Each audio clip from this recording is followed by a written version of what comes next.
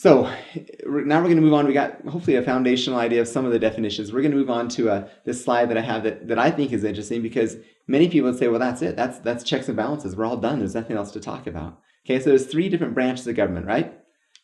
Legislative, which makes the law, the executive, which carries out the law, and the judicial, which judges the law. We all know that, right? Pretty simple stuff. And we're all taught, essentially, at least what I was taught, as each one of these has a check and balance power on the other. Ends up being 6 different powers. So let's discuss those a little bit.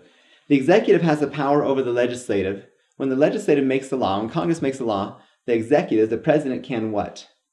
He can veto that law, can't he? Okay? Now that's one check they have on the legislative power. The check the executive has on judicial power is they're in charge of appointing the judges. Okay? So you got your executive checks and balances there. What about the legislative? Legislative can check the executive. When the executive chooses to veto a law, what can the legislative do?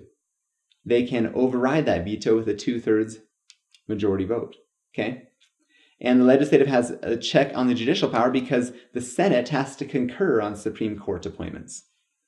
Okay? So the executive appoints judges, but those judges have to be agreed upon by 2/3 of the Senate to say, yeah, we're going to go ahead and allow that person to be put in as a federal judge. Okay, now we look at the judicial, their check and balance.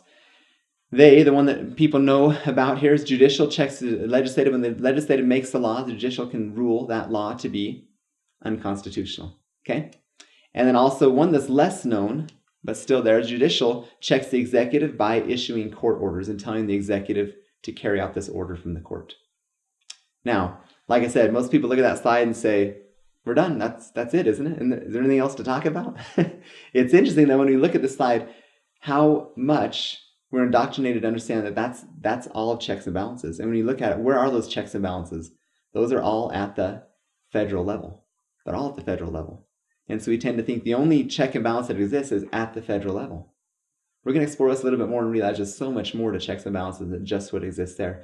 And these are very simplistic versions. There's many other checks and balances that exist that we're going to look at. So we're going to start out with a really good quote by James Madison. Okay, he says, "In the compound Republic of America, the power surrendered by the people is first divided between two distinct governments." I like this quote for a lot of different reasons, but firstly because it says the power is surrendered by the people. Remember in the first presentation we did, the power is in the people, and the people surrender that power to the government to act on their behalf as their agents. So I think he's right on. I know he's right on. He's the father of the Constitution. Very, very good point that the people surrender that power. And then the key word I think here that's interesting is this word divided. Okay, that power is divided between two distinct governments. What are the two distinct governments he's talking about?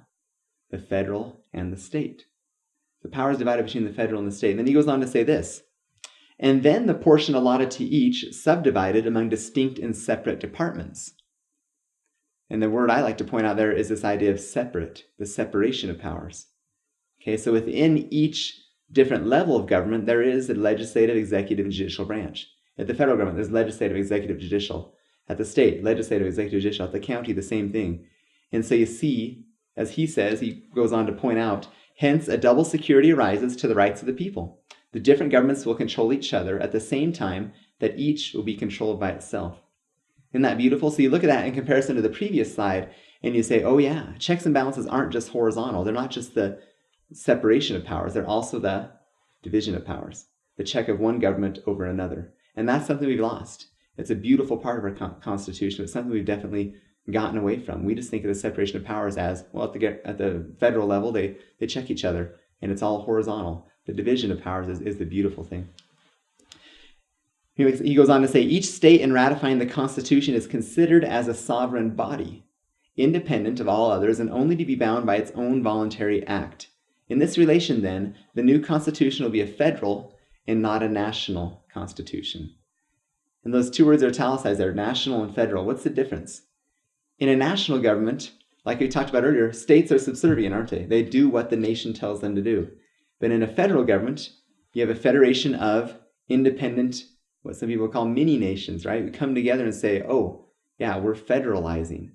We're not subservient. We don't just do whatever they tell us to do. We're coming together to form this government. When the colonies, the states got together, they said, look, we're independent. We're sovereign. We're fine. We don't need any other government. But there are a few things we'd like the government to do. We need a centralized government to do. And so we're going to go ahead and outline what those things are. We're going to write a constitution and give them certain enumerated listed powers. Here's what you can do. And please do those for us, but don't do any other ones. So they get together. So all, as a whole, when you look at it, the United States together, when they operate and do things together, those are the powers that we've given to the federal government to do the external things, not the internal things. The internal things are for the states. The external things are for the United States. There are a few minor exceptions, and guess what? Those exceptions are listed in the Constitution. It says very clearly, here's what the federal government can do when it has to do with internal affairs. But most of those affairs of the United States, of the federal government, are external issues. Okay? Thomas Jefferson put it this way in defining this. Remember this idea of federalism, right? The idea that there's different levels of government. Let the federal government be entrusted with the defense of the nation and its foreign and federal relations. The state governments with the civil rights, the laws, police, and administration of what concerns the states generally. The counties with the local concerns of the counties, and each ward direct the interests within itself. That quote just screams federalism, doesn't it? Every level has its own jurisdiction. They take care of their own selves, and they all have different levels. Not that anyone's above any, they're all just different. Okay? So in other words, looking back at this map, you look at Wyoming, all the things that concern Wyoming internally are issues of the state. The state takes care of those. Our challenge today is almost all of our issues that are internal are dealt with and controlled by our central government, from DC. And that's a problem. That's a major problem because that's not their role. They're crossing jurisdictional lines and they're creating all kinds of chaos and havoc. If they let us be free, which we are, we're sovereign, and take care of our own internal issues, we wouldn't have all the many problems we have today, or many of the problems we have today. So Jefferson says, asks the question here, what's destroyed the liberty and the rights of man in every government which has ever existed under the sun? The generalizing and concentrating all cares and power into one body. Okay? That's what's happened. Throughout history, historical fact, what's destroyed freedom is centralizing of power.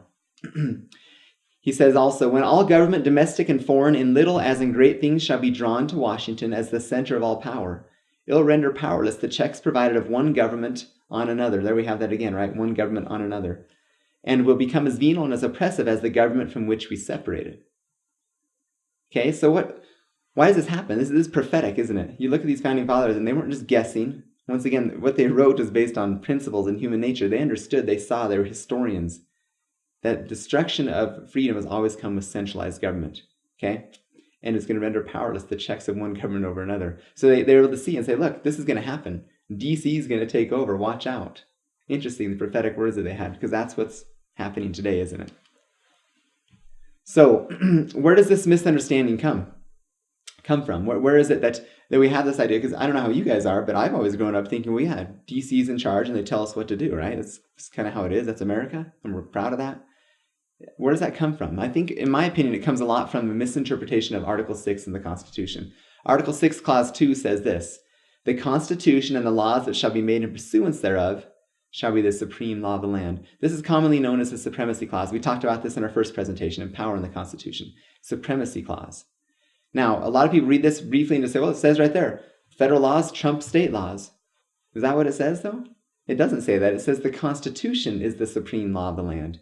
It doesn't say the federal government. And what if there's a federal law that contradicts a state law? Most people say right away, well, the federal law trumps the state law. It's not an issue of federal or state, it's an issue of jurisdiction.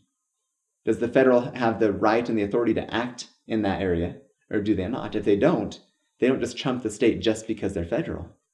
Because the federal government isn't a higher level government, it's a different level of government. And we tend to think that supremacy, we tie that supremacy clause into supremacy of the federal government over the state government. That's simply not true. It's in the Constitution, because the Constitution doesn't say the federal government's in charge, it says the Constitution is in charge. Okay? Now moving on a little bit more to the end of Article 6 here, it says, anything in the Constitution or laws of any state to the contrary notwithstanding. So it's easy when you first look at that and say, oh wait, it says right there though, anything in state constitutions or state laws that's contrary to this, federal law trumps it. That's what's easy to think is what it's saying. But it's not saying that. It's saying we're establishing clear lines of federalism, clear lines of authority. And any crossing over, that's what's unconstitutional. Not the federal law can do whatever they want to. If the state ever tries to contradict it, then the federal wins. That's not what it's saying, is it? Okay? I may have done a bad job explaining that, but Madison does a great job explaining it. Here's what he says. This is a gem. He says in a national government, remember, we're not a national government, are we? Okay, we're a federal government. In a national government, all local authorities are subordinate to the supreme and may be controlled, directed, or abolished by it at pleasure. In a national government, you do whatever they tell you to do. But he goes on to say, in a federal government, which is what we are, the local or municipal authorities form distinct and independent portions of the supremacy, no more subject within their respective spheres to the general authority than the general authority is subject to them within its own sphere.